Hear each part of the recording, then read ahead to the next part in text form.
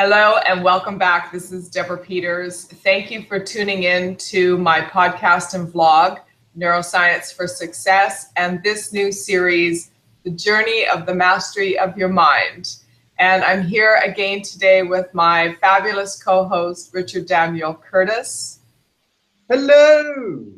I love that so much. So we've been prepping for this vlog offline for about the last half hour, and I'm really excited to share this with you. We wanted to actually get on a topic of one of our viewers that has sent us an email. Taylor, thank you so much for taking the time to do that. Shout out to Taylor.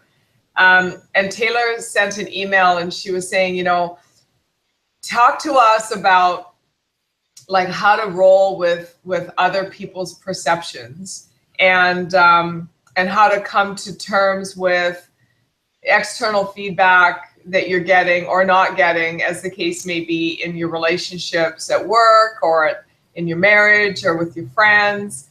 And it really ties in nicely to what we were talking about offline. So you want to kick it up, Richard? Yeah, absolutely. Well, when we finished our last vlog, we were talking about flow. And we were talking about how actually you want to get yourself into flow, and it's really much harder work if you end up trying to go against flow. And it's no different with the people you surround yourself with. One of the big things that I've had to do, and I'm sure, Deborah, you've had to do the same as well, is choose who you spend your time with. Because actually, you can't change your family. You can't change the personality of your family, their beliefs, their value systems. That's not for you to do. It's not for you to impose. However, what you can do is make sure you surround yourself in other ways with people who inspire you, who push you on, who make you move forward. And one of the big things one of the big shifts that I've made is that actually I have, I have a very good, strong circle of friends who kind of know me, but have known me for like 20, 25 years. And so they know the old me. They know that, when they first met me, I was a bullied, emotional wreck, for goodness sake. And now, on the other hand, I'm doing all these things around the world in different continents. I've got all these books, I've done all this work, all the rest of it, Now, I've changed in that time, and I love my friends really dearly, and I enjoy spending time with them, all the rest of it. However, if I want to go out and be inspired, they won't want me saying this, but if I want to go out and be inspired and be pushed on to the next level, then actually they would all freely admit that they don't quite understand where my life is, what my journey is, what's happening. They're really interested, they're really supportive, but they don't quite get what's happening. And so I choose to also make sure that I spend a good amount of time with people who do get that and who are in front of me on that journey. And this is a really key thing, because you need to be a little bit, you want to be the stupidest person in the room, for want of a better phrase. Always. I put that in my book and in the leadership chapter. If you're the smartest person in the room and you're the CEO, you have a problem, right?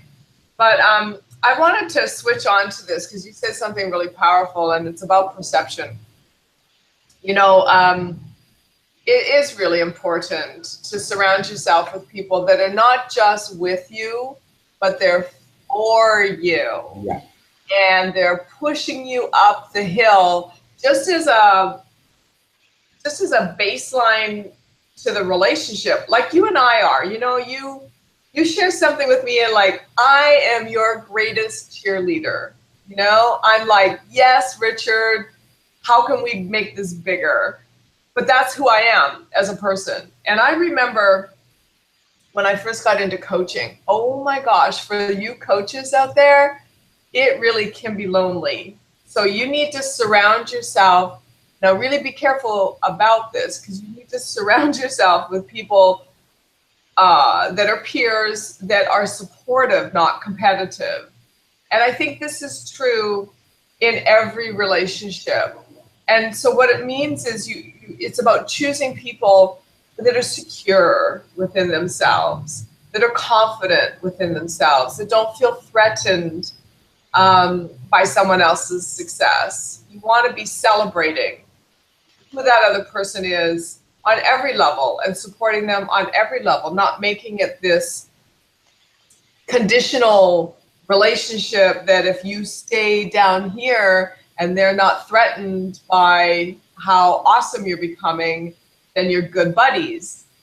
You want to be with people that are like, no, you're here, you can take it here, and how can I support you? Exactly. Right? Exactly. It's so true. And it's interesting you bring in the competitive stuff, because the risk is doing what we do. You know, I work in, you know, the behavior expert field, or the behavior field is incredibly competitive. Yeah. I'm genuinely surprised by it. You know, having, yeah, and likewise, you know, if I go back to my teaching career, teaching is incredibly competitive, and so you're not necessarily always surrounded by people who have got your best interests at heart, that want to support you with that growth, who want to pull you up to where you can be. Yes. Actually, you end up with people coming into your life who actually want to be there before you, and to take your ideas, or, you know, or say, oh, I've done that, it doesn't work, or it does work, and, you know, kind of put you down, make sure they put you in. Yeah, I know. So, you know, it's interesting. It's just interesting as you navigate your own life, and to be circumspect of the people that you surround yourself with. And so I've gone through periods in my life where I didn't have any friends for a while, because the people that I had been spending time with weren't secure in themselves, and they couldn't support me as I grew. And it caused ripples in the relationship as I was expanding and I was growing. And so sometimes you just kind of got to do that purge and just sort of step back from everyone, and really cultivate a relationship with yourself. Become your own best friend. And when you do that, you get to this place inside yourself, at least I have. You get to this place inside yourself where, you know, you don't care what other people think of you.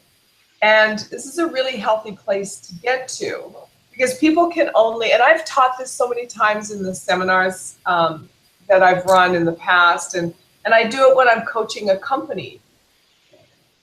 A person can only see you based on how they see their own capacity.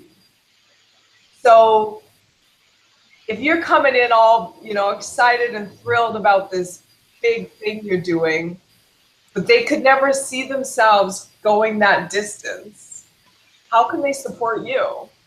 So you always want to be mentoring up. I think that's the phrase, you know, mentor up. Surround yourself with people that they're really secure within themselves, and they get the value of friendship, and that what that means is supporting you in your growth, even if they're challenged by it. So they can get out of their own way and not make it about them, but to actually support you, even if they're not feeling it. Does that make sense?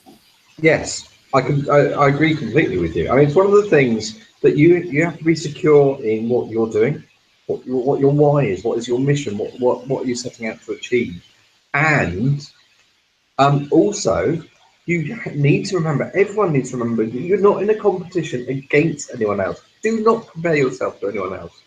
Compare yourself to yourself. The only person to compete with is yourself. You're Right. doing this to make yourself a better person. So therefore, make sure that every day you do something that is better than the last day. Is Right. better than yesterday. You know, that's why we're doing this. Actually, I don't care about, you know, the other people in my field. I don't care, you know, about what journey they're on. In fact, actually, you know, I am not fussed at all. However, I do know that people with very closed mindsets are.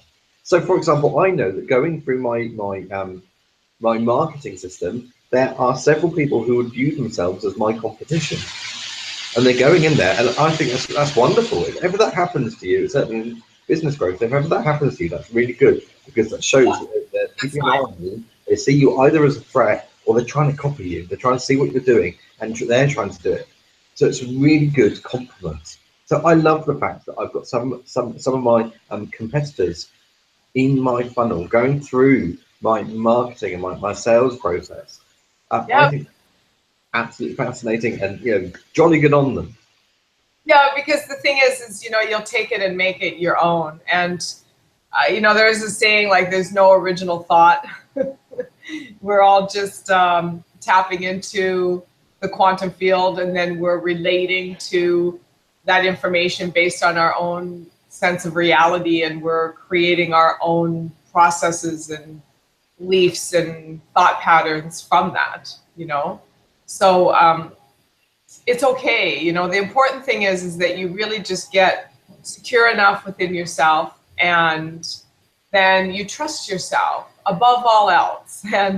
And so it takes a minute. Like, you've got to kind of step back and cultivate time for yourself every day, so you can get to that place within yourself. That age-old book, Know Thyself, right? That's the key to happiness, is knowing yourself, because at the end of the day, no one's going to know anything about you better than you know about you. And if you continually look outside of yourself for answers, you will be sort of like led around like that, fish hook in the mouth kind of thing, and really not honoring you. And that will cause you to not bring the best of you to the table and live a life fulfilled. So I hope that answers your question, Taylor, that, it's perception's reality. And I just sent a video message recently to someone that I sit on a board, and you know how boards can get a little wonky when people get frustrated or they want to be in control, but they really don't have the leadership skills to manage the control.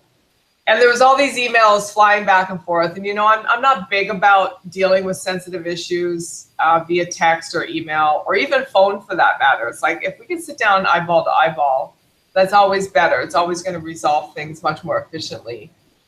So I thought, okay, what's an intermediate step to get some FaceTime with this person where we can sort this through?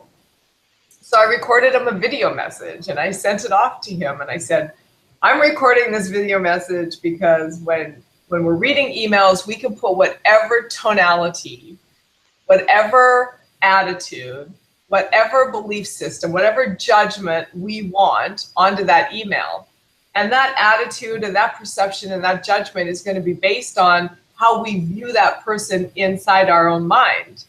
So if we look at someone and we go, they are arrogant, or they don't know what they're talking about, or they're just difficult, or they're causing me problems. If we view someone, however we view someone is how we're going to perceive the tone of an email or a text message, or maybe even a phone call. So if you can actually deliver something where there's some eye-to-eye contact, and you can look at the person's body language, you can see the smile on their face, you can look into their eyes, you get a sense and you get a feeling, and there's a tonality, there's a cadence to the speech, there's voice inflection, there's so much there that it just, I was hoping that would have bridged the gap in our communication. So I'm that kind of person where I'll just like get really creative to create the next level of conversation. Absolutely, and it's so true. It's so true. And I have to say that's actually bang on time, Deborah, for finishing. Did we do it again? Did we just like boom, right on the spot? There you go. That's almost to the minute. My goodness me. That's awesome. We're good at that. So tell me, like, what's your one? What would you like to leave everybody with today? So my one is, don't compete with the world, compete with yourself. Yeah, I love it. And my one is that I think what we're talking about here is an age-old principle. And that is the difference between the creative mind and the competitive mind. And society is built on competitive mindset, that there's never enough, someone else is going to get yours if you don't get it first, that you have to one-up people.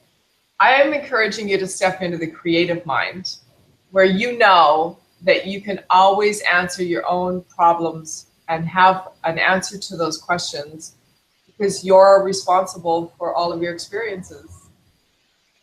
That's Absolutely. yeah. So thank you so much for tuning in. Thank you for listening. Thank you for subscribing.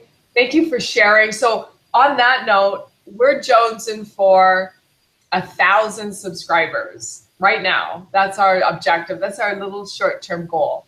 And so we're just so happy to have you here. And if you would be willing to share it with your tribe, we'd be ever so grateful. And leave some comments. What do you want us to train on next time we do this vlog? Because we'll cover that too.